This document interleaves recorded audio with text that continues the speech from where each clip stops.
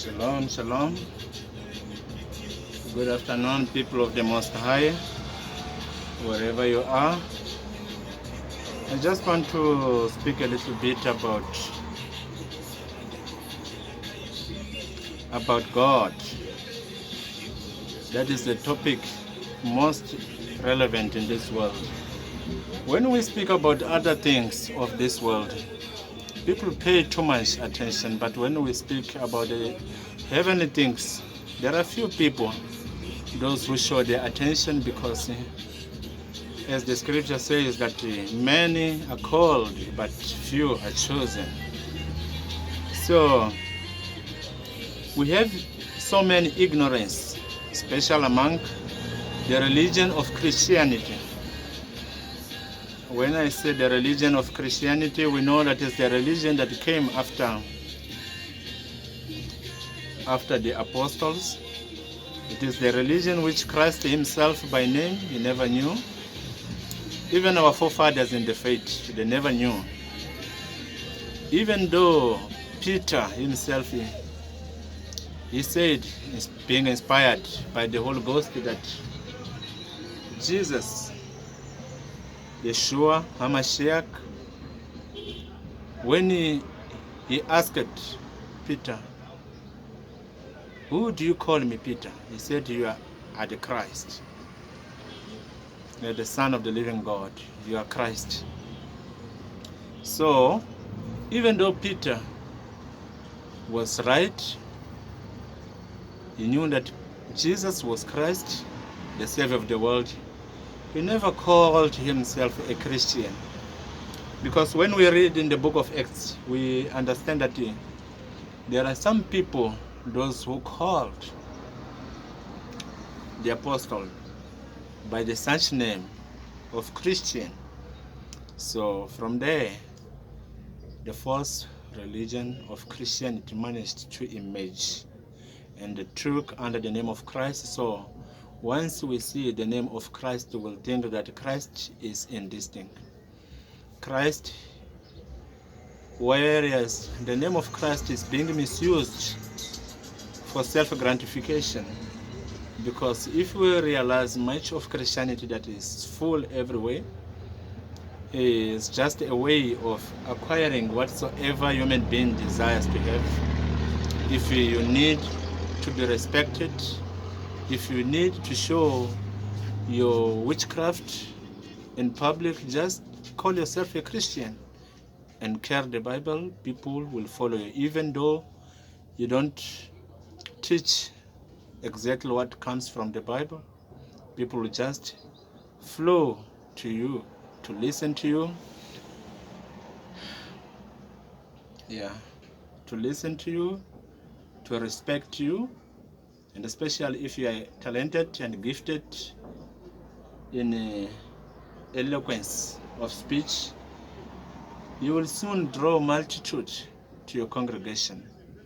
And with the offerings and tithes, you will get for yourself great wealth. It's a surprise. It's amazing. I don't know how can I call it. It's a surprise to me that the most wealthiest people in this world are those who call themselves Christian, those who undertook the name of Christ to misuse it.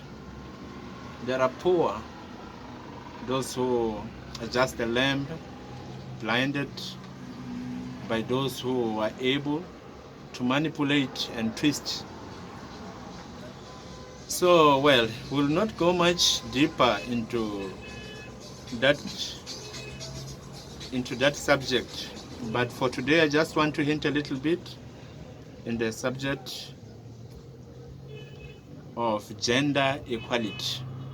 Gender equality is the propaganda which is most advertised by the world's government, by the system of this world, where they are striving so hard to equalize men and a woman, female and male. They are trying so hard to equalize them, so that once they equalize them, even homosexuality, it will no longer be a sin, because if we can come to agree that there is a gender equality even in those who follow after Christ, who profess to follow after Christ, then the world is coming to an havoc, and they will end up as Sodom and Gomorrah. So I just want to read a little statement which comes from the book of Genesis chapter 1 verse 27. It says, so God created man in his own image, and there's a comma there. If you understand very well that comma, it is telling you something. Even before it mentions the woman or the female, it just tells you, so God created man in his own image. So God created man in his own image. Not God created them female and male and female in his own image. No. So God created man in his own image. If you agree that the KJV is accurate in this verse, we must come to agree that the scriptures is telling us that there is a difference between male and female. And it goes on, in the image of God created he him. It is repeating again to tell the ignorant one that in the image of God created he him, not them. He created he him. Then some can say, okay, what about the women? Are they not created in the image of God? The answer is no. They are created in our image. They are created in our image. That is why they have some likeness unto us. But we understand that the image just reflects the person. It's not exactly the person. So there is a difference between the image and the exact and the real person. So God created a man. Man is not God, but just an image, a reflection of the appearance of God. So it tells us that in the image of God created he him.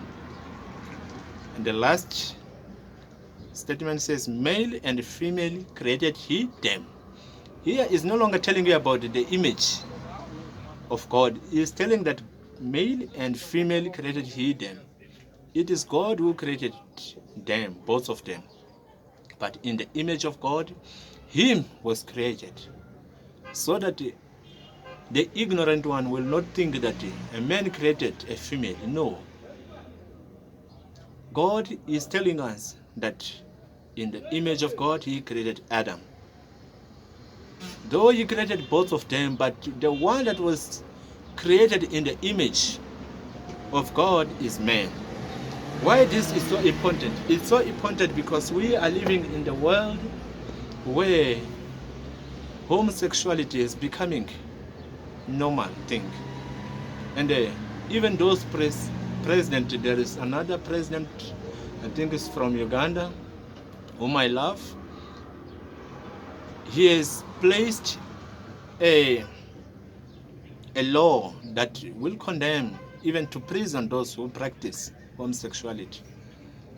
And some folks, even here in other country, they pretend to stand up and to protest against it. Thank you. They pretend to protest against him. So I love the man because he is bold. He once said this statement, God has given me a head. I don't need a bishop or whatsoever they call themselves, or a prophet, to tell me, because we know what is written in the scripture, and God also gave us a head to think. So we thank God for the people like him, although He is amongst the few people in this world, but he stands bold, despising the majority of those who say it is right. Because one thing I have learned is that being a Satanism is not only being a member of an occult where people practice their witchcraft. No, being an antichrist or being a Satanism is to do the things which God says do not do. And you do it not by mistake, but you do it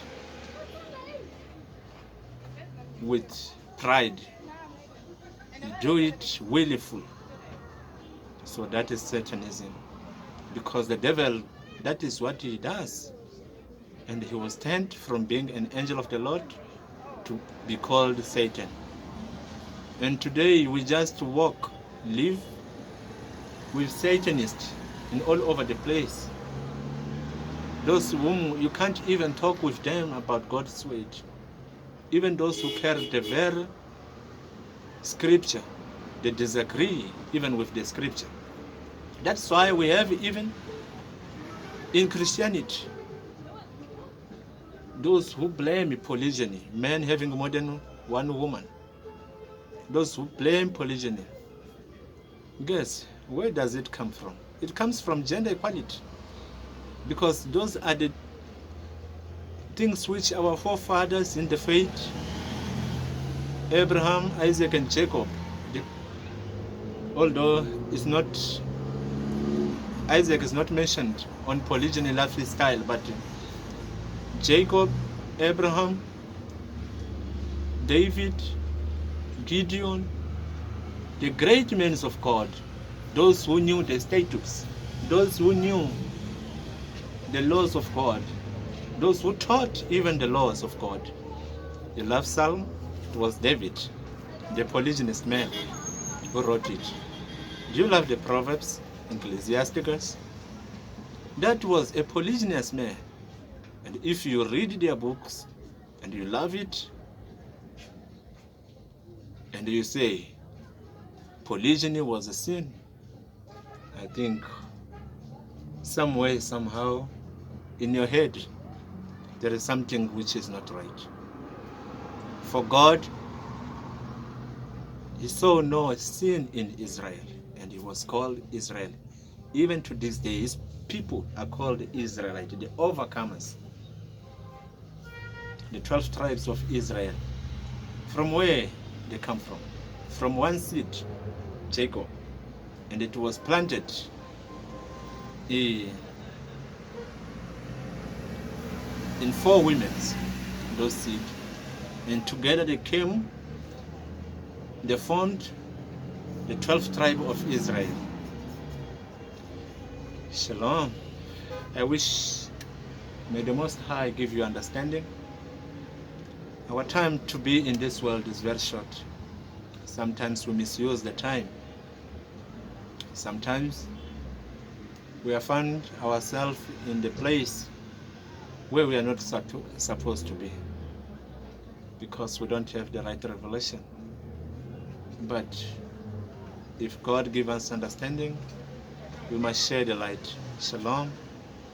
The Most High bless you.